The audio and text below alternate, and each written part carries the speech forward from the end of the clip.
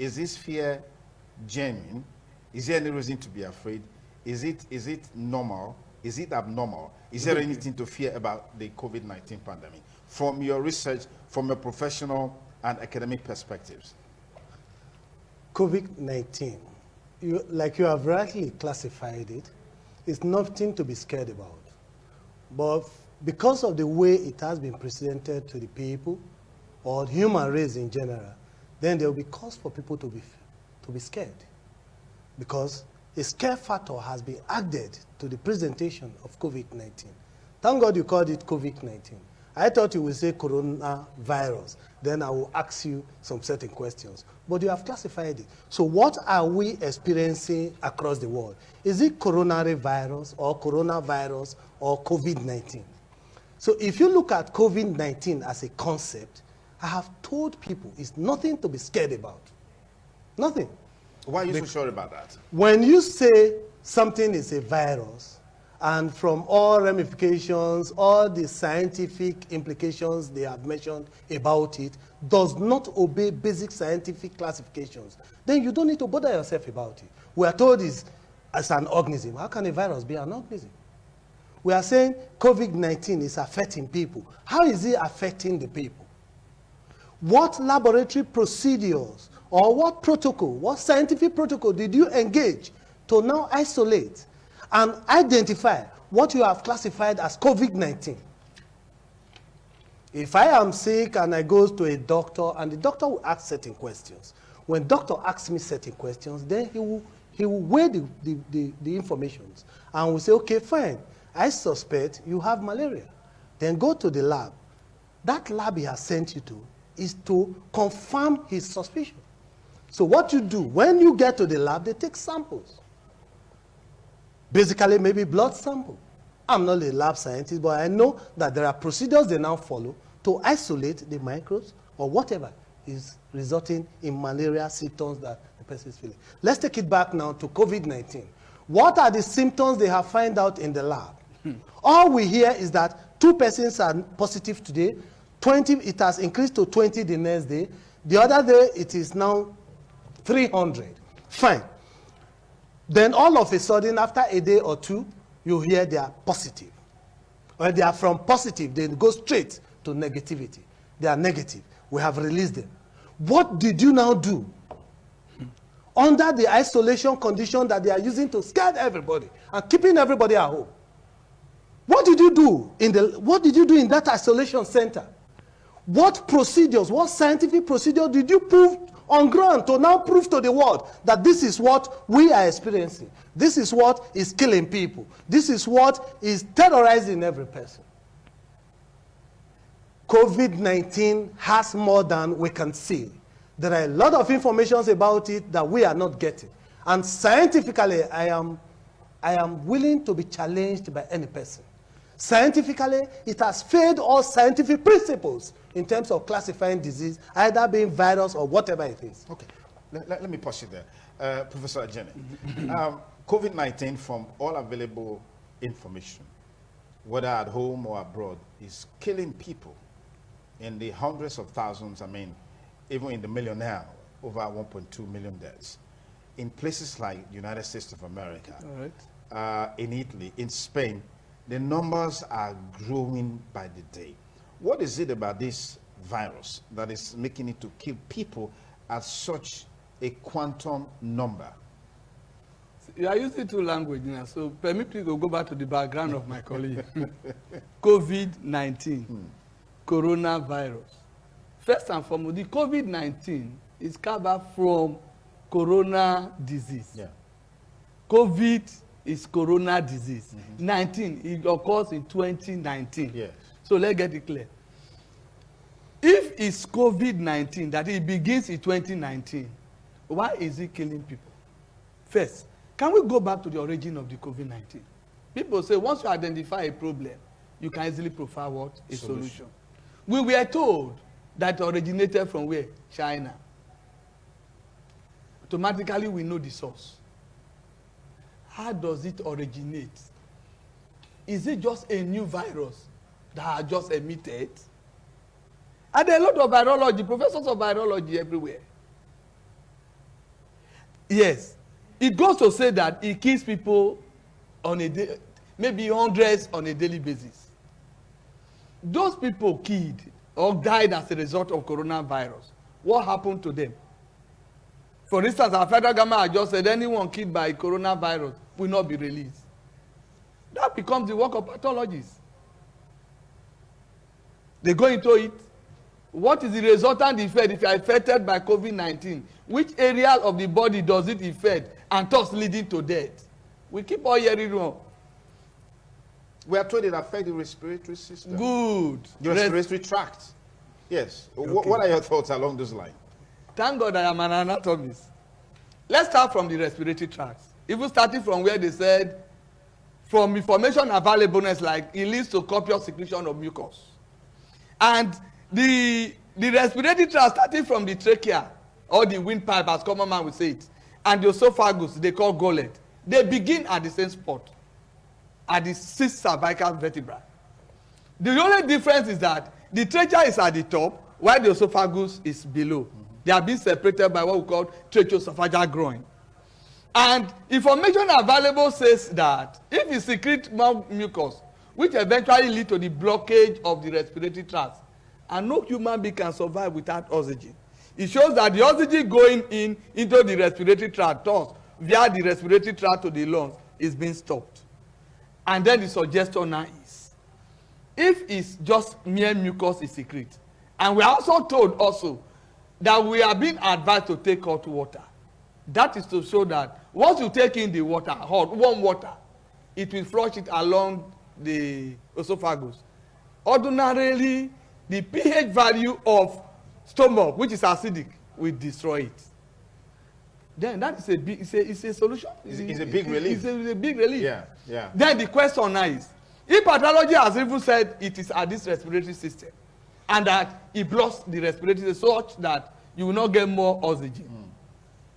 The question now is, does it lead to secretion, copious secretion of mucus that will lead to what? The blockage of the respiratory system? And if so, are there no drugs that can clear the respiratory or the airway? And yet we keep saying there's no solution. And even if currently in Nigeria, 33 persons have been treated and discharged, what medicine do they use? And I want to stand to say, all medicines are from where? The natural plants. I read a while ago that the ideal thing is that popular drug we usually use in the 70s called agbo, whereby you cover with tea blackhead, because it is on record that temperature above 30 can even destroy it. And so when you cover agbo, inhale it, both the respiratory and in your mouth, automatically that thing can equally what? Destroy it. And you are saying there's no solution to the problem? Okay, let me pause it there because time is of essence. Prof, you started by saying that even though it's a virus, that a virus is not a living thing. No. So how is this virus able to carry out such a deadly impact like we are seeing today? And you also added that there's more than meet the eye as far as this pandemic is concerned. Why are you so sure about these things? Yes. When issues comes up, then from people's reaction in terms of comments made and body language and all that, you should be able to get a clue to what is happening. I'm a genetist, and a genetist will know what we call forensic examinations and considerations of issues. If you look at the advent of the event of COVID-19, all the information that was given at the initial stage were made to convince the entire human race that this package that is coming is deadly. So a lot of components have been added to it. But the wrong thing that happened was that the initial informations were void of scientific proofs. Remember that there was even issues of publications stating that, yes, what we are experiencing as COVID-19 contains DNA and RNA. Yeah. And because of that, it's a living thing. When it enters the body, it's able to blow up, it's able to do this or that. I said, wow. But my surprise is such statements are coming even from World Health Organizations. That's what baffles me most. Let's look at it. You say something, because it contains DNA and RNA, it automatically becomes a living thing. I have listened to several persons being questioned, and they will say, what is virus? It will say, small organism. How can virus be an organism? Virus are chemical components. The DNA and RNA that they see in virus is components of chemicals that have been joined together. They build together, they link up together to form a poisonous substance. So what it does is, it goes inside the system. It's like somebody, of recent you see on social media, a lady got frustrated and all she could do was to take sniper, and she drank sniper. She didn't die automatically. It takes a while because those substances will find a way into the cell and start damaging the cell. Yeah. But the so-called virus in terms of coronavirus, COVID-19, does not have even a cell. So once a substance does not have a cell, there is no life in it. Because cell is the basic unit of life. But it has genetic makeup. It does not have any genetic makeup, because once it is not living, it does not have genetic makeup. The DNA they are talking about is deoxyribonucleic acid. They are chemical substances. Yeah. But when you look at a cell, the DNA we talk about in cell are quite different from the DNA you talk about in non-living thing. Like a friend once called me on phone while these arguments were on and said, look, they said when it enters the body, it now acquires genes from the system and acquires protein and now becomes living. I said, rubbish. I said, let me give you an example. Inside the fowl, when you look at the digestive system of the fowl, there is gizzard. And if you open the gizzard, there are a lot of stones inside. Why did those stones not absorb genes from the fowl and now becomes living? Living things and non-living things are different. Virus cannot undergo characteristics of living things. No. So it's not a living thing. So somebody has gone into somewhere to produce something. We have history. Even the coronavirus they talk about is not new. We know that in 1950s, check the history of Hanka, or what do they call it? That one just came up of recent, and they said it killed one Chinese. But I continue to wonder, why is all the virus killing Chinese at first? The India's case is always Chinese. That the first death came from Chinese and all that and all that. So let's go back to the genetics of it, because that was where they got it wrong. And God pushed them to now come out and use that genetic information to convince the people. But they never knew that there are genetics like us and scientists like us who come out to challenge the world about it. So fine is not a living thing. So it can hibernate in anywhere because it's a chemical substance. So when it goes inside the body, then it carries out its poisonous operations. We are talking of poison. We are talking of chemical substance. So like I told my friend, I said, we are in midst of chemical weapons. We are in midst of chemical warfare. People have made several statements. Somebody has said the world is paying for what China did. But how many persons have asked him as a gentleman, say, gentleman, fine, millions, thousands of people are dying. You are saying the world is paying for what China did. What do you understand about what China did? Why can't the world even ask China, what did you people do? What was that preparation you made? Of recent, there is a professor that has been mentioned from Harvard University, a professor of chemistry who was arrested severally on one or two occasions and questioned, and who was part of producing that chemical substance.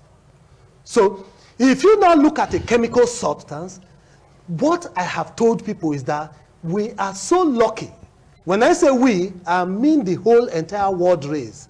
Because even they themselves that prepared it, they are not safe from it. It's affecting them. Yeah. They even die more than we are. Yeah. Okay, fine. If that preparation has been airborne, by now, half of the world would have gone. So it's not airborne, is that what you're saying? It's not airborne. Even World Health Organization has agreed that it's not airborne. That was but they said it's genetic, it's not genetic. They said initially that it wasn't airborne. But somewhere along there, I think I saw a publication where they said it's airborne. Yes, they said it's airborne because it has mutated. How can a non-living thing mutate? We are scientists. So they shouldn't take the word for granted and feel that there are no scientists in the world that will challenge them. Of recent, I have even discovered that they have a lot of agents on all social media. Because I questioned one. Every day you talk about people that died. Like my colleague has mentioned. Somebody died. Bring the dead body. Okay. We want to carry out an autopsy to find out what killed that person. Independently. No, we are not talking of independent now. Okay. You can be a part of it because you are a journalist. Yes. Okay. You people report to the world. Okay. Like I asked one of the radio programs, during a radio program, I said, even as a journalist, when you people go out, what do you see? Today, 20 is positive. Next tomorrow, they are negative. Who are the persons? Where are they? What is their names? So when you carry out an autopsy, it removes all available doubt of what has killed that person. When you post challenges on social media, there are response. Even from government sector, there are response. Even from World Health Organization, there are response. Let me mention one. When we posted that and said, let us know, give us one, let's know what has happened. You got some reactions, even from Nigerian government. How can somebody tell me that in Nigeria, where we have constitution guiding us as a people, that when somebody now dies, because it's coronary virus that killed the person or COVID-19, they will not release the body to the family of the person. They are hiding information. And that is what the US president have said. Number one, the world is paying for what China has produced. Two, that China is hiding information about coronavirus or COVID-19. If you synchronize those informations together, it gives us a headway that there is a very crafty work being done somewhere just to destroy human race. And people are capturing it to it. Let me tell you, a farmer called me yesterday. And this morning, he was the first person that called me. And his question is that, please, Prof, when you get to that program today, I know that you are coming for a program. Tell the whole world that I, as a farmer, am asking, why do we need Chinese doctors? Okay. In Nigeria, maybe to share. Because we don't have time. Let's hammer some of these points out. To share experience with our Experience government. of what? When they could not take care of their people. We are saying America is bringing aircraft to carry their people from Nigeria. But thousands are dying in America. And less than tens are dying in Nigeria. Where is safer? Where is safer? Nigeria. Nigeria is safer. So why are they coming to take their people away? Thank God some of them have rejected that. They are not going back there. So you see that there are elements of fraud which has been confirmed by some of us who can sit down to extract statement from persons to show that COVID-19, the way it has been classified, is fraud to the world. And however, we are not saying people are not dying. But So what's killing people if you say it's fraud for the world? It is now left for the world to look for that chemical that have been produced, chemical substance that have been produced, that has leaked to the world and is affecting different countries, it's affecting different races, and it's killing people. We are not saying people are not dying. So when you bring one of those persons that have died, and you now carry out an autopsy or a pathological analysis of what has killed the person, it will give a clue to what we are saying now, and we will know the basis on which that substance was coded. Okay. So if we know the code, then we have a clue to produce an antidote. Okay, Prof, when he said bring one of the dead bodies that has been killed by coronavirus, you said, hey, I didn't quite, what was the excitement about? What would you achieve with that in engaging this issue properly? First and foremost, let me correct my colleague. The presenter has told us that what killed the people is what? Respiratory what? So perhaps he has carried out the autopsy. So that is a way forward already. No, because it's there in the public domain. We've been told that we have about 4 deaths. No, who told you? The federal government said so. Who told you? Through the Nigeria Center, National Center for Disease Control. So I have my source. Okay. So Prof, carry on. I want to appreciate you for having your source. And this question has also been answered by your program of yesterday. Okay. Those that listen to Van Around Town in the afternoon. The president or the chairman of NMA was called upon yesterday, and he said they are not aware of what is happening. Just like what my colleague has said, in China, you have China, US, hundreds of thousands or thousands of people dying. And in Nigeria, we just have 5 as of today. And people are leaving Nigeria from where you have mass deaths. And if, let's go back based on what you said, you have your source, that they die of respiratory distress. Fine. I think the solution has been proffered. Yes. 2 in Nigeria. As at yesterday, 33 has been discharged, infected, Yes. treated, Yes. and discharged. and discharged. Yes. Yes. What do they use in treating them? And yet you keep on telling us there is no solution We to have that. we heard of chloroquine. I don't know how. No, to please don't be sure of All right, yourself. let me pause. Let me pause Be it there. sure of yourself. No, let me pause it there. Let me pause it there. All right. If you just join us, it's the TMI Monday. I've been talking with Professor Cyril Otoihia, Professor of Genetics and Animal Breeding, as well as Professor Josiah O.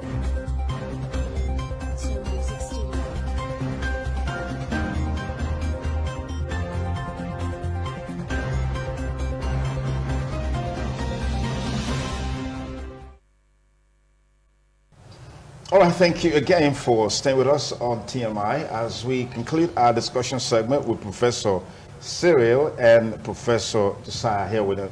We are here with us. Prof, we don't have much time. I know we would have had a lot of talking points, but quickly, what are your solution lines in terms of what can be done?